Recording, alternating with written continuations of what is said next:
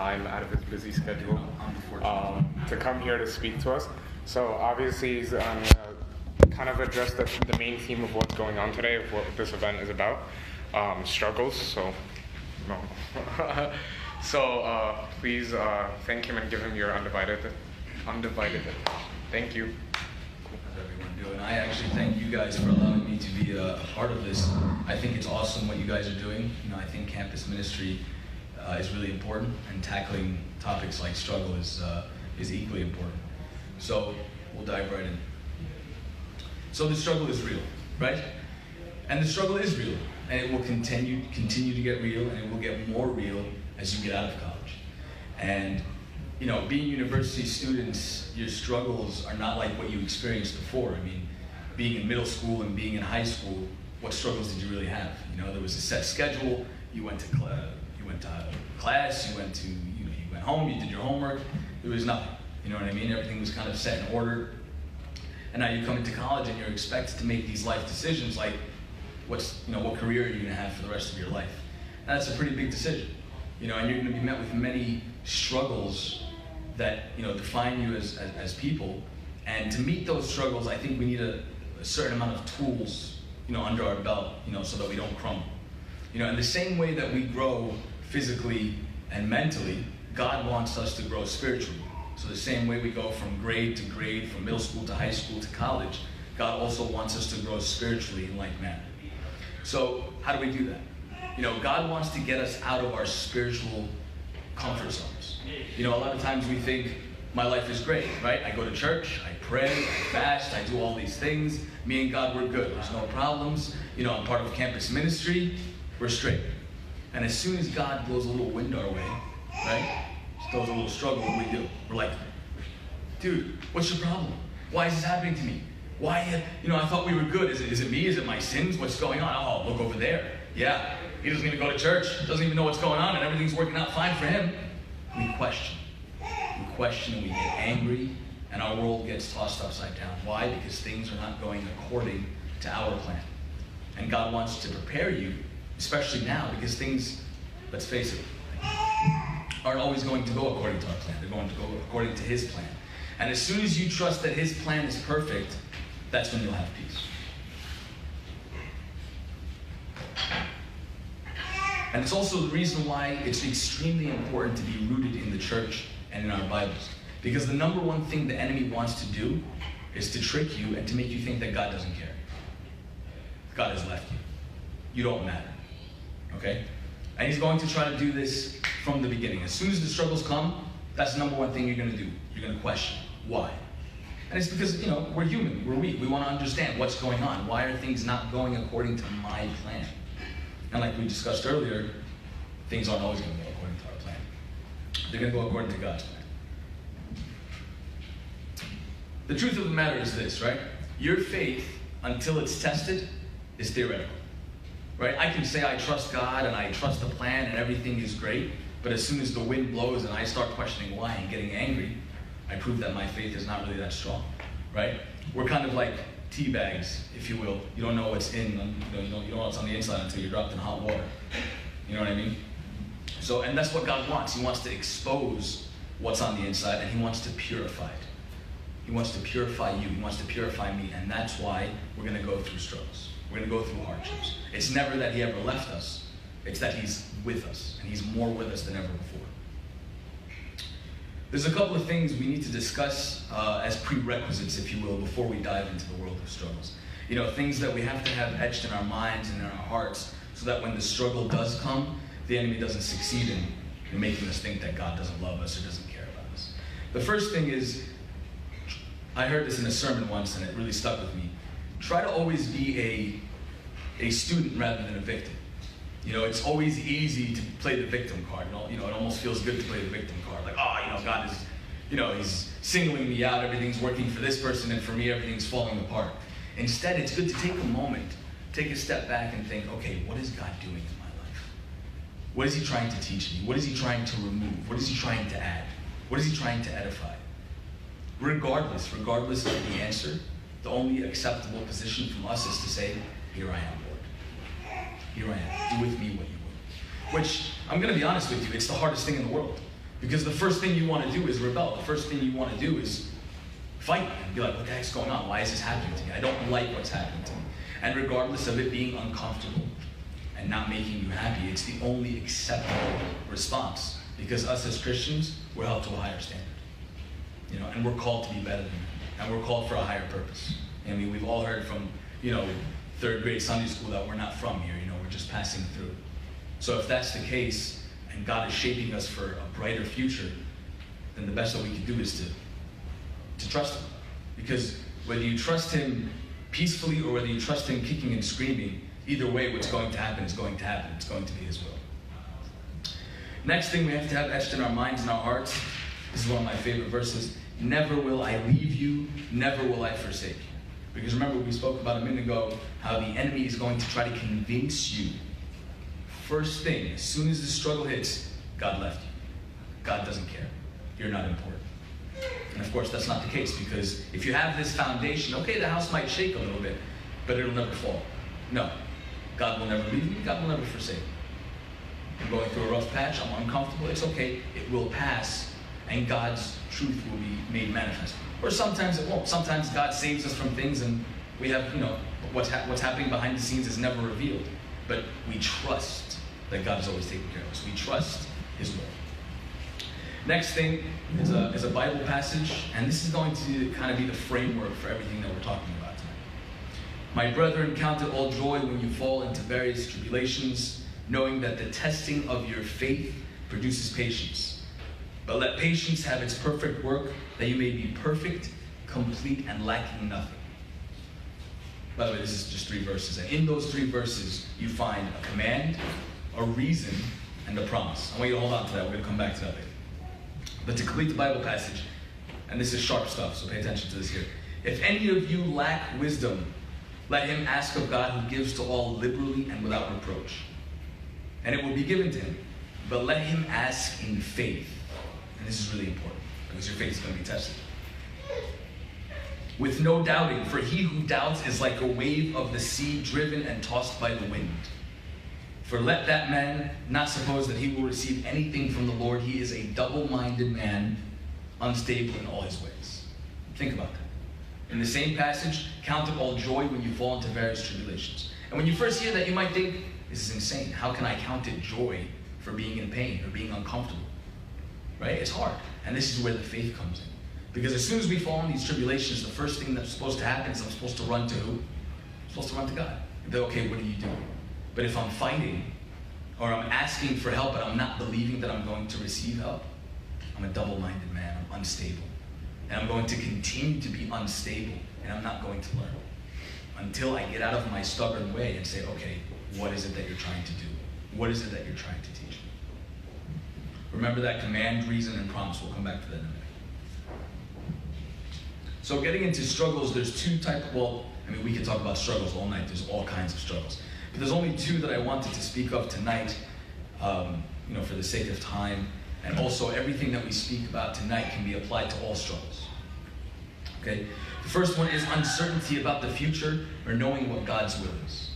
Okay? This is going to happen in everyone's life, whether it's happened already or it's going to happen later on. Everyone is going to question, I question, what do you want from me? Where am I supposed to go? What am I supposed to do? Okay? And I broke it down into 3 parts, but before we do that, a couple of things that we have to have etched in our minds and our hearts as well. And we've all heard this before. For I know the plans I have for you, declares the Lord, plans for welfare and not for evil, to give you a future and a hope. Jeremiah 29:11. We've all heard this verse before. And this is also something that you have, like we said, to have etched in your heart and your mind, because when the struggle comes, when you feel lost and you don't know what you're supposed to major in, or you don't know what job you're going to have, or you don't know what's going on, this is where you stop and think, wait a minute, hold on a second. There is a plan. And it's a good one, because it's for welfare and not for evil. It's for a future and a hope. So if things are rough right now, it's okay. It'll get better. But there's a plan. And that's something that I have to replay in my head. Okay, never will I leave you. Never will I forsake you. Okay, no problem. What are you trying to do? I don't know what I'm doing. I'm lost. I don't know what the next step is. It's okay. He's here. We'll get into that more. Next one, do not be anxious about anything, one of my favorites. Do not be anxious about anything, but in everything and in prayer and supplication with thanksgiving, let your requests be known to God. There has to be a give and take between you and God. If I'm living this life haphazardly, whatever happens, happens. You're going to be like a boat on the water with no rudder, no sails. Wherever the wind takes you, the wind takes you. And then you can't complain about it because there's no communication between you and He who created you and who has that plan for you. So ask. Let your requests be known to God, and the peace, there's nothing more beautiful than this. The peace of God, which surpasses all understanding, will guard your hearts and your minds in Christ Jesus. So it's something that we don't even understand yet. It's not even something that you understand until you experience it.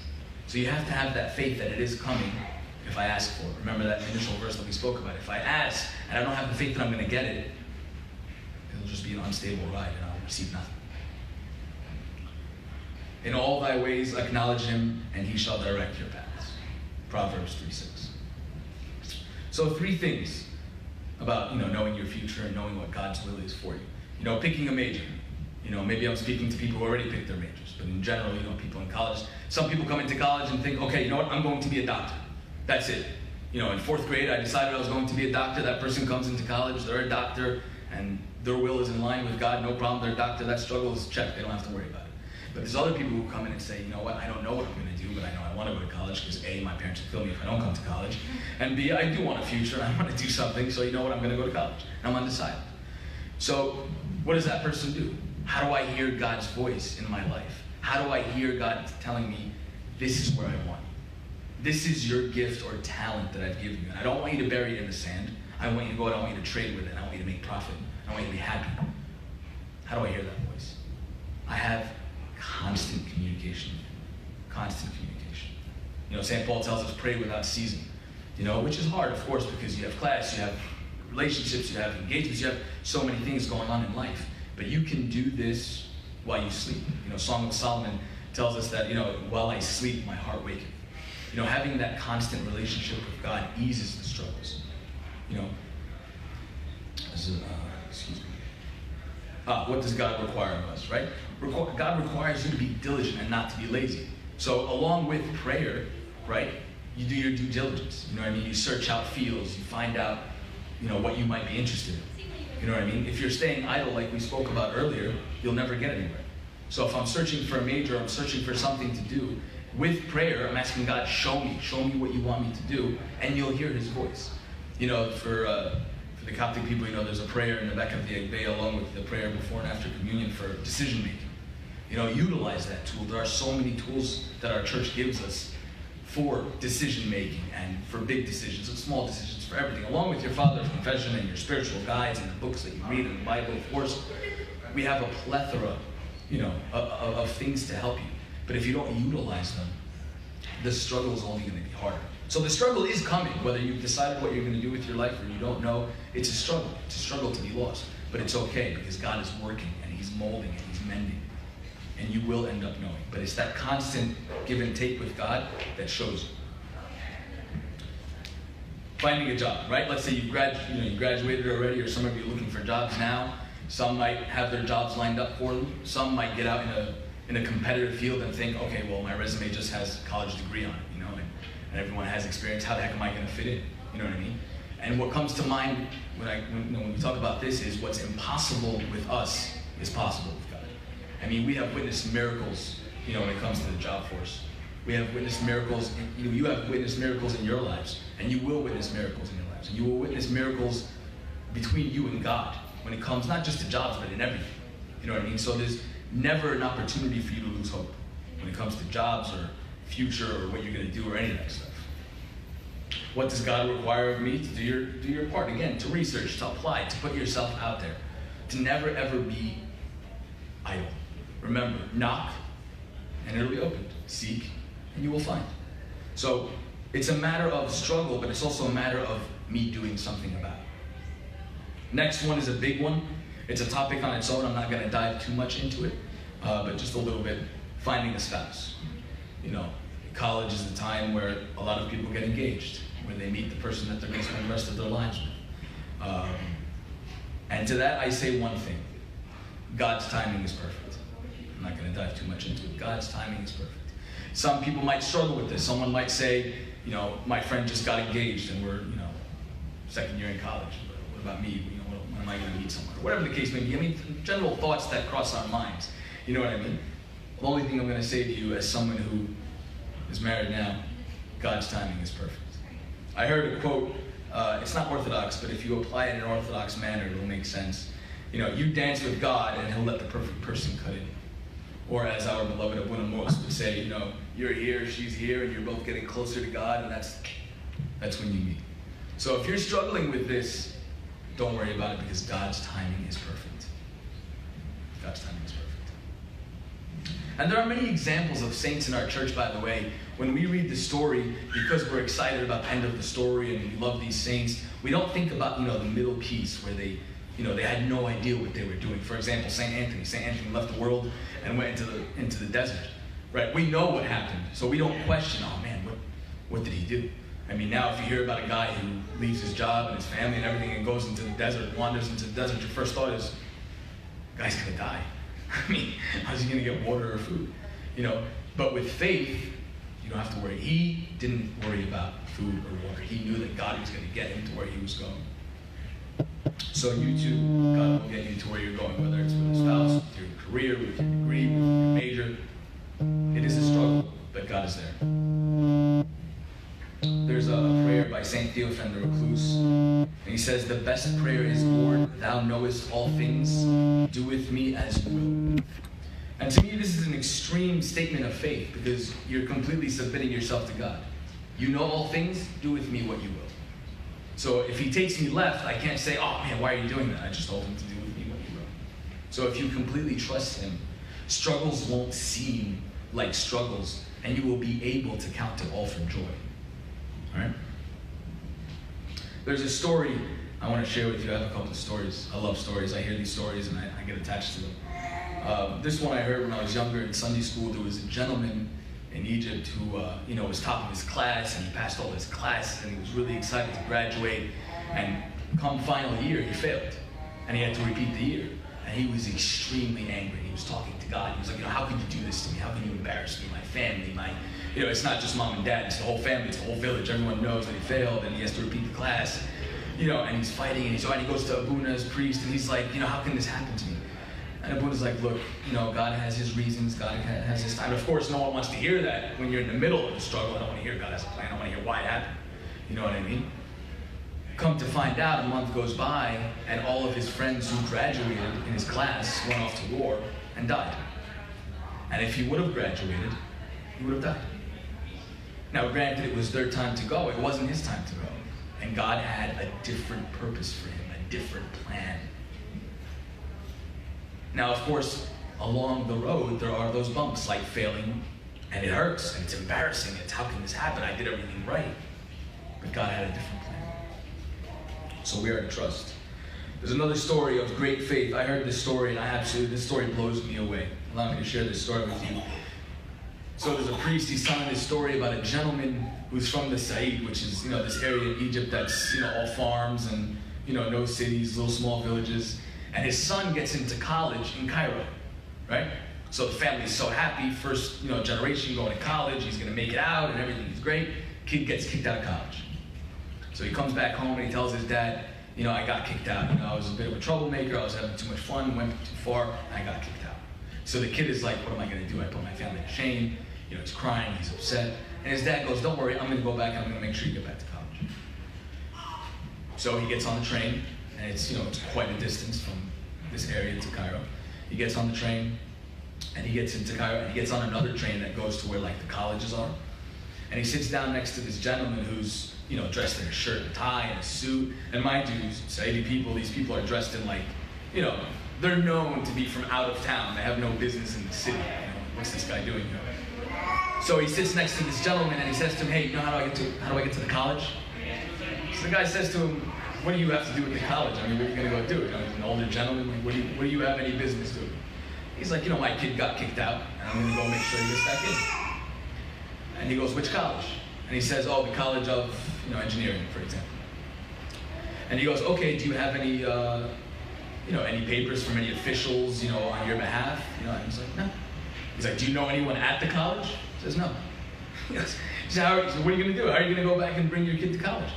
And he goes, what is impossible with man is possible with God. And this gentleman who is unaware of the verse, who's not a Christian, says to him, wow, that sounds really nice. Where is this verse? He says, this is in the Bible. He says, can you say it again? He says, that which is impossible with man is possible with God. He says, then can you write it down for me? He says, yeah, no problem. Writes it down for him. And then he says, why don't you write your son's name too? He goes, why? He goes, I'm the head of that college. And today is the first time ever that my car broke down and I was forced to take a train. So you must be a really holy man. You can go ahead and take the next train home. Your son's good. I mean, think about the story for a second. I mean, it gives you chills. It's an amazing story. But for this guy to have that kind of faith, like, what was he thinking? What were you thinking on the train? I mean, how are you going to take your kid back to college? How are you going to get him back in? You know, did you think for a second that you weren't going to be able to? How do you have such confidence? It blows me away. I don't get it. But he was able to do it. Why? Because he believed wholeheartedly that which is impossible with God is possible with man. He could have said, oh God, come on. The first generation in my family to go to college, you're going to get them kicked out. Why? Why'd you do this to me? You embarrassed me in front of my family. Why? He could have got upset. He could have said, I'm not going to church anymore, and so on and so forth. He's like, no. I'm going to go and I'm going to take care of it. Why? Because I trust. I trust in God.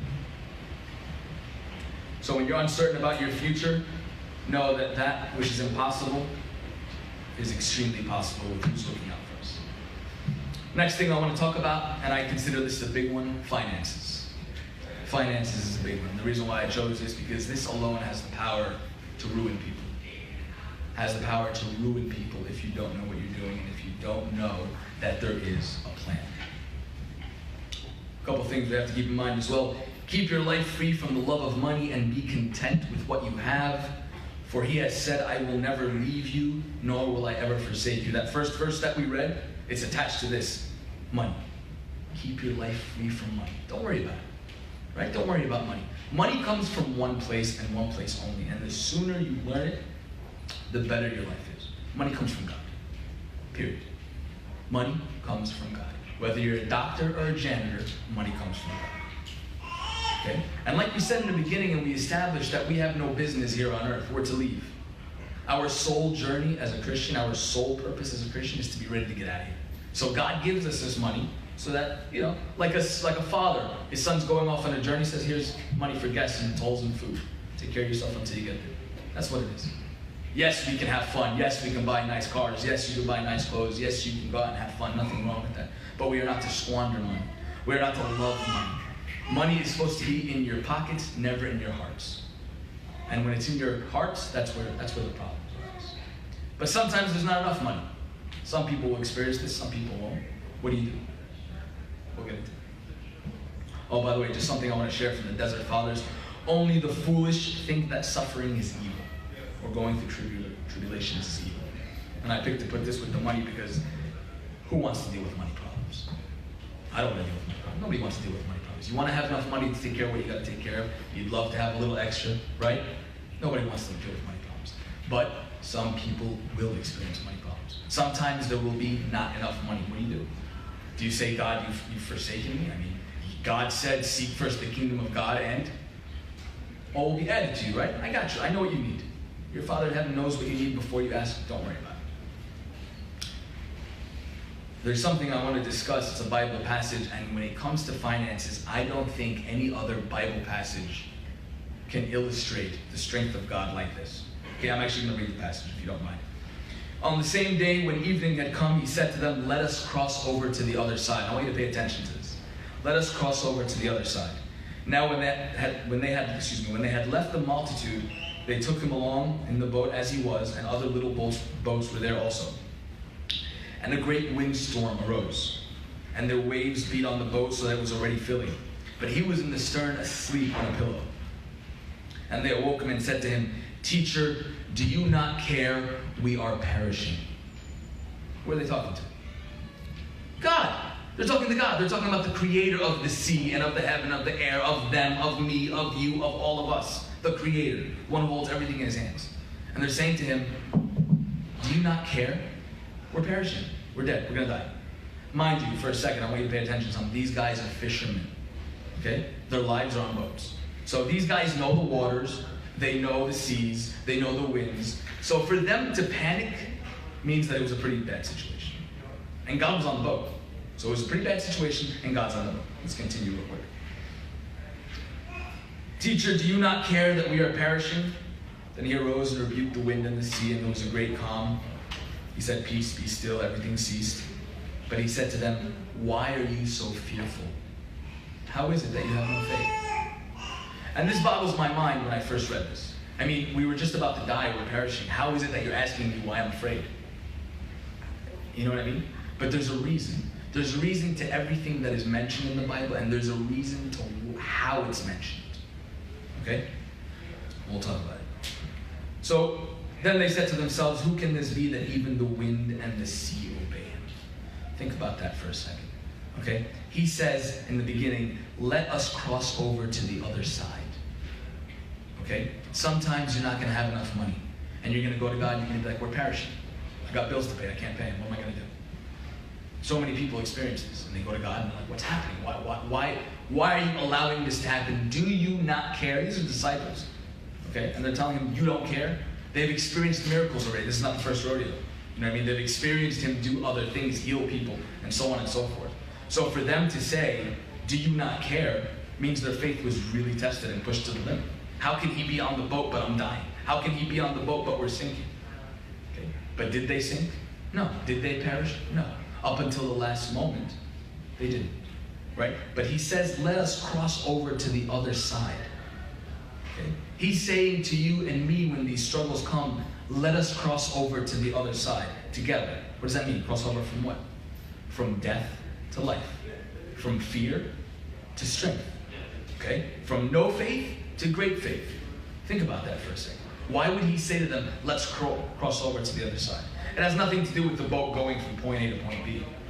You know what I mean? There was a lesson involved. For you to go from no faith to faith, there has to be extreme tribulation. There has to be, oh my God, we're going to perish. There has to be, oh my God, I'm uncomfortable, I don't like this, I want this to be over. But without it, there's no growth. There's no crossing over. Something else I want to talk about real quick. If you remember, not this past Sunday, the Sunday before, the gospel in our church spoke about Christ preaching.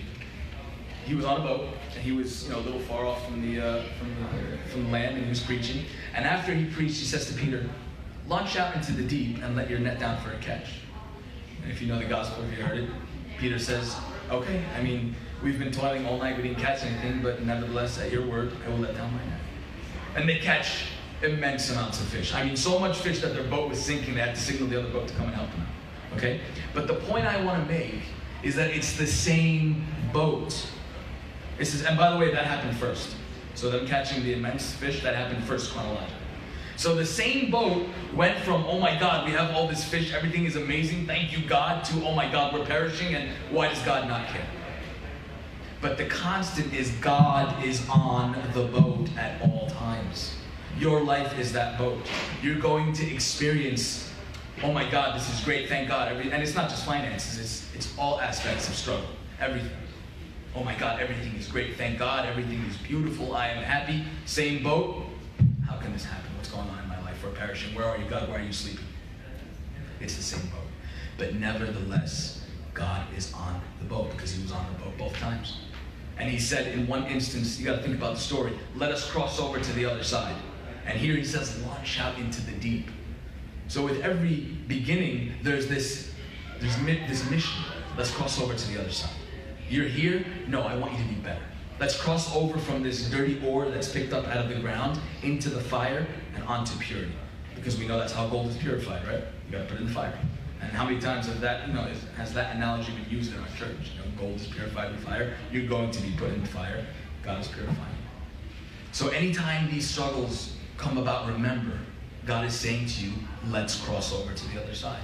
Let's launch out into the deep. Let's get out of this shallow comfort zone that we've always been in spiritually. Let's launch out into the deep. Let's make saints out of you. And we'll do it together. Never once did he say, you guys go on the boat and I'll meet you on the other side. And then they go through. I mean, there was that one time, but what happened? He was walking on the water and he met him there. So either way, he was there. another story I gotta share, if you guys don't mind. Emily Ennis tells this story, and when I heard this story, I said, wow, it embodies, the spirit of this conversation right here. There was a bishop who, God rest his soul, he passed away. He had the opportunity to buy an Armenian church in Egypt. And it was for a steal of a deal, £7 million. A lot of money, but for a church like that, steal of a deal. It was already furnished, it came with everything in it. So he said, no problem, I'm gonna buy it. So he made a contract with the people, and it was like, a couple payments or whatever. But what was the crazy thing about this contract was if he missed one payment, the whole contract was null and void. I don't know what kind of lawyers they had or how this works, but one payment and everything's null and void. So the bishop was asking for money from his, from this church and from that church, and God provides, no problem.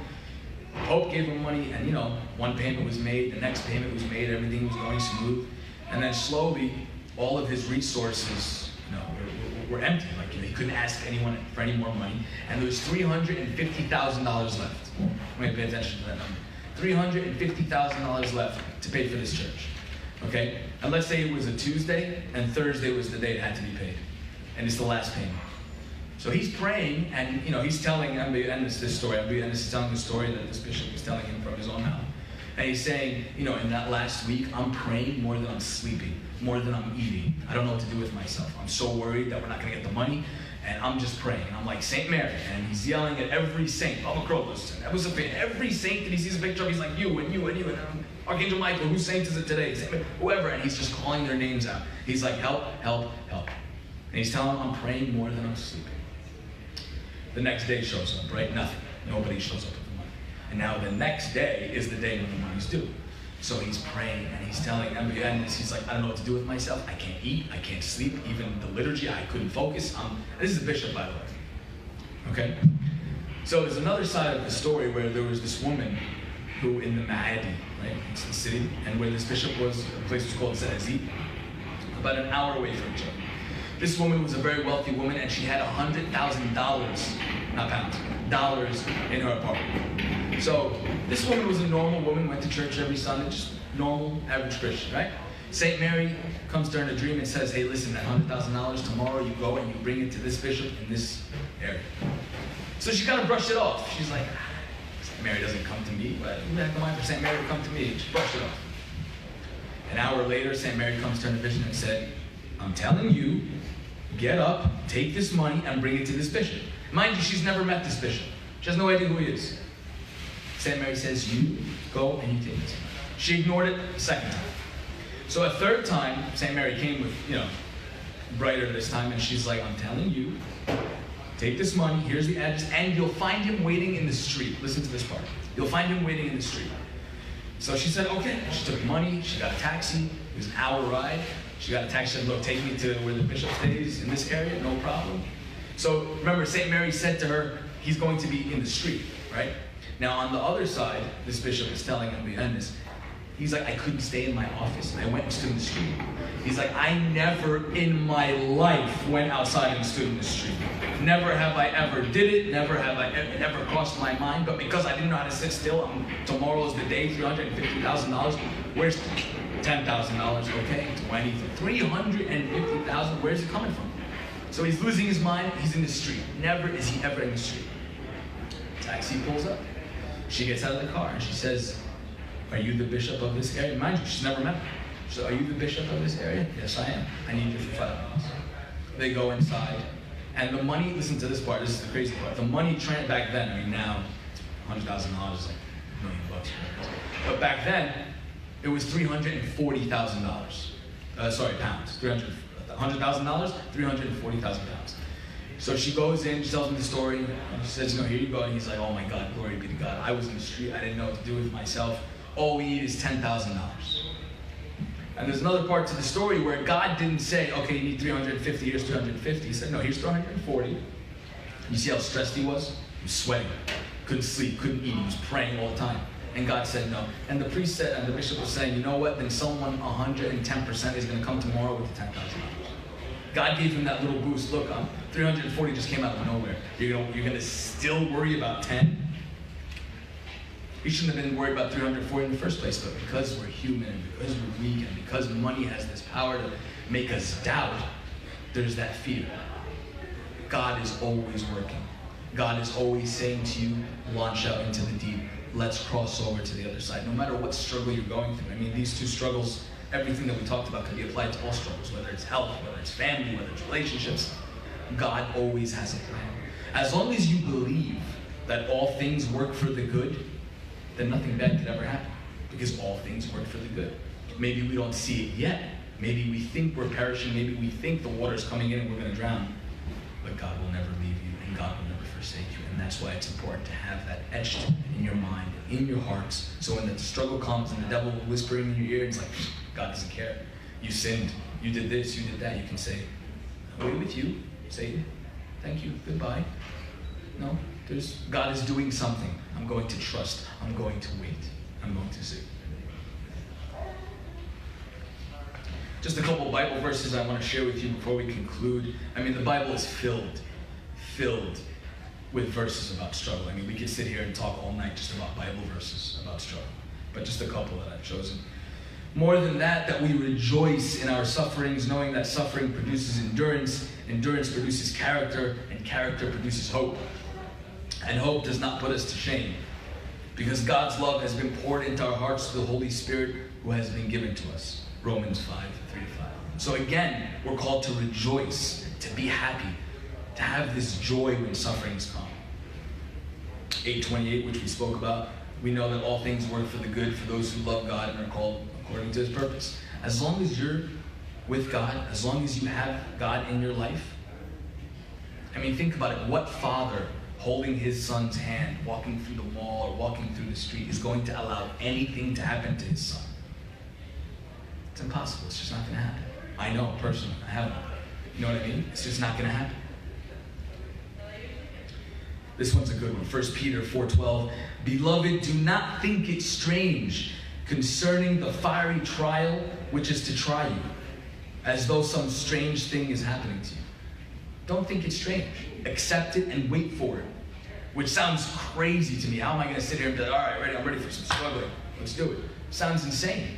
But that's the kind of joy you should have in your life. Struggle's coming? No worries. God is working. If you didn't have struggle in your life, that's when you should worry. Be like, that's when you should think God left you. That's when you should think, okay, something is not right. If everything is going beautifully and wonderfully, something is not right. Because then there's no growth. And if there's no growth, then your mental age grows, your physical age grows, and then your spiritual life is, you're an infant. That's not what God wants. It's not what you want. Again, with the rejoicing. Rejoice in hope, be patient in tribulation, be constant in prayer. Constant in prayer. You hold on to that prayer like it's your flashlight in the dark. I mean, what person walks in the dark with a flashlight and says, man, I can't see? You'd be like, turn it on, man. It's as simple as that. I'm telling you, it's as simple as that. Turn it on. Turn on that connection with God. Open that Bible. Saint Ephraim the Syrian has a saying. He says, when trials have finished their work in us, we will lack nothing. We will not lack anything that the Lord wants us to have. If we need faith, we will have it. If we need hope, we will have it. If we need love, we will have it. If we need any of the ninefold fruits of the Spirit found in Galatians 5:22, we will have it. If you're lacking something, the fruits of the Spirit, after the trial, you will have it. And you will be able to enter into your Father's bosom. You will be able to enter into your Father's kingdom whole and complete. Just something I'm going to close with. Do you remember how we spoke about the command, the reason, the promise earlier? The command. Consider it pure joy, my brothers, whenever you face trials of many kinds. I just want to focus on the word joy for a second. Joy doesn't mean aimless happiness. It doesn't mean, hey, just be happy, fake it till you make it. No. What is joy? Joy is a deep satisfaction that comes from knowing that God is in control even when my circumstances are completely out of control. That's what joy is. That's why until you know what joy is, this sounds insane. How can I count it joy when I'm going through hell? But when I know that God is in control no matter what, and I trust him, no problem. We all know the song, if the world falls around me, say it will never, right? If it falls apart around you, it doesn't matter because God is with you. So even if it literally crumbles, I don't have to worry because I trust God and I know that He's in control. So the command, consider it pure joy, my brothers, whenever you face trials. It is a command from your King. The reason, because you know that the testing of your faith develops perseverance or patience. The promise, perseverance must finish its work so that you may be mature, complete, and lacking nothing. That's all I have for you.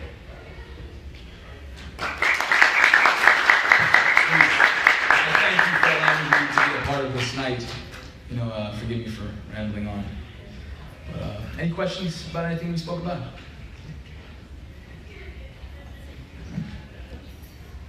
Thank you again.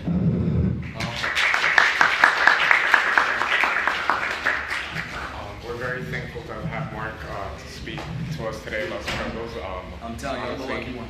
Mark is an amazing speaker. I'm sure everyone here loved it. And again, thank you, Mark. I'll have all the speakers.